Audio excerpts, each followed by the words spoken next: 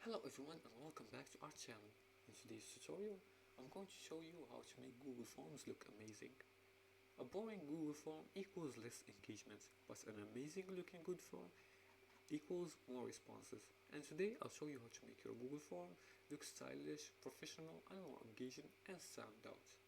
Now let's follow these few simple steps. The first step is to choose a custom theme. Now before you do that, you have to access your Google form, and you can do that by searching for Google Forms. Now once the website appears, use your Google account's credentials to log in. Now once you log in, you're going to be able to see here your Google Forms dashboard. You can either choose an existing form or you can create a blank form. For this example, I'm just going to create a blank form from scratch. Here you can write the title of the form. You can even use bold, italic and underline. You can also remove formatting by clicking on this one right here, as you can see here. You can also write a description, and for the description also you can use the bold, italic and underlined. For example, this one right here. You can click also on the customize theme by clicking on the color palette, and from here you can select the theme color that matches your brand or event and choose a background color to match your theme.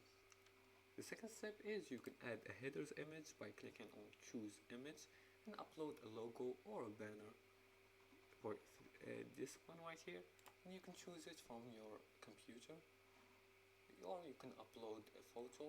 As you can see here, there are photos, stock photos. You can upload one from your computer, or you can search photos in your Google Drive. Now if it's a business form, use a professional looking image. If it's a fun survey, add something colorful and playful. The third step is to use the right font. Now Google Forms has different font size and their themes. Choose a font that matches choose a form that matches your style. As you can see here, you can choose a formal, fun or professional. For this one, this looks like a fun, but these ones look more professional. Arial and New Roman Times New Roman are professional. You can also choose a font that matches your audience. As for the fourth step, use sections and page breaks. Now if your form is long, add sections to keep it organized. And to do that, just click on add sections, which is the two rectangle icon to create different pages. This one right here.